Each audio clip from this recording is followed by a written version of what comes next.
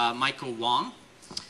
This was kind of an obvious one because he's one of the most important leaders in the company, and nobody here in 1900 actually gets any exposure to Michael.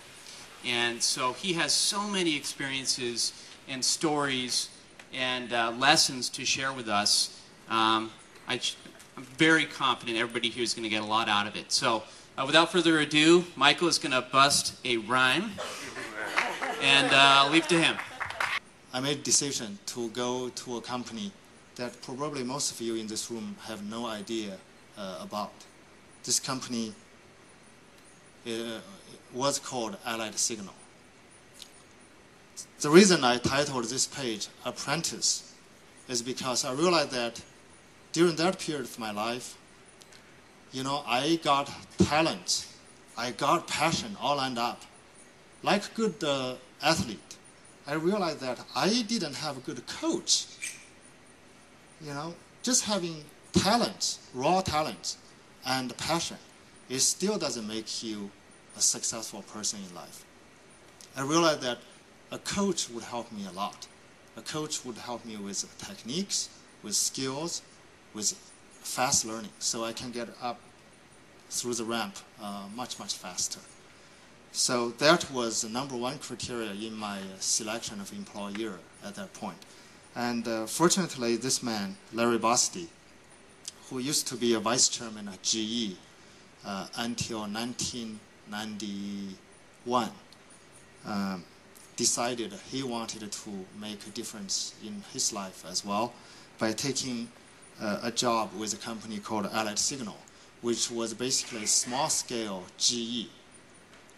Allied Signal at that point had about $20 billion in sales versus GE's almost $100 billion. So he, in a way, he found a place where he could exercise what he helped Jack Welch implement at GE and make a huge difference to our organization. After I learned about his new challenges at Allied Signal, I decided that was a perfect place to start my apprentice process. So I decided to join him, especially because he personally took on 20 MBAs from the top 5 schools as his personal apprentices. I'm glad I didn't choose Donald Trump. So, looking back at my career, I have to say that was the best decision I ever made. Because what he took us through was basically, in some people's terms, it would be hell. In some people's terms, it would be heaven. That was what we went through. What he took us through, about the very fundamentals in running business. His philosophy had been loud and clear all along. Execution, execution, execution. His theory was, in this world, it doesn't matter how good, how smart, how beautiful strategies you ever come up with. Execution will decide who wins, who loses. Because you could have a 100% perfect strategy. If the execution is only 30%, that's all you're getting. But if your plan, your strategy is only 50% perfect and you execute it to perfection, then you are 50%. You're at 50% level. You're already ahead of your competitors. As most of you probably read here and there, unfortunately for most companies, execution has been a very weak point. As a result, a lot of companies led by super smart, strategic thinkers just couldn't get on top of the games and get to the very top of their industry. And Larry, similar to what Jack Welch did at GE, focused 100% on execution. And indeed, he did a lot of great work at Allied Signal. For a very traditional company, he produced almost 30% return on shareholder investment year after year for 10 years in a row. He actually beat Jack Welch during that 10-year period. It's all through proper execution. And of course, execution is not a walk in the park.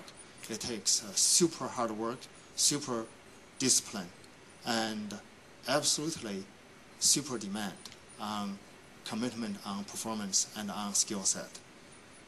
Through this period, one project I was honored to work on with instruction from him was to develop a new revenue stream for the company. At that point, just for you guys' quick reference, most companies received their revenue pretty much 99% from original equipment sales and some spare parts sales. That's where the companies got most of their revenue, and that's where they got most of the profit. So as part of Larry Bossidy's approach to growing bottom line, he said we have to figure out a way to grow higher gross margin business. So in a way, it was a challenge to the quote-unquote smart MBAs fresh out of college, business school. So I had the opportunity to work with strategic management consulting from McKinsey and a couple of people from within the company. We came up with a service revenue plan. So in a way, Allied Signal in the whole heavy equipment, durable good industry was the first one that introduced a service revenue business model. That was in 1992. So basically the service revenue model goes like, we sell product to, say, Southwest Airlines or American Airlines. Instead of just selling the original equipment and spare parts, you actually take over their repair and overhaul and maintenance business. Basically, you tell the airlines, you just need to worry about flying. We'll take care of the rest. We'll charge you by the hours you fly the aircraft. For airline customers, that was godsend because they hated heavy capital investment because it affects their cash flow so badly. For them to manage their cash flow effectively, basically their cash income inflow is all from ticket sales, right? And outflow back then was all on heavy capital investment airplanes. As you guys know, each airplane would cost tens millions of dollars. So they were so excited. And yet we could literally lock the customers into long-term business stream. So basically, as soon as you got those customers on board, you make them captive customers for almost lifetime. So that was a very successful model. And because Larry and Jack Welch were good friends, they talk all the time, GE quickly copied that as well. So GE, through all its businesses, were deploying the same strategy. So that was the first very important project I worked on. On one hand, it made me use my skills and techniques, analytical skills I learned and I possessed, but also it made me open my eyes wide about what's going on in the world, where revenues could be generated.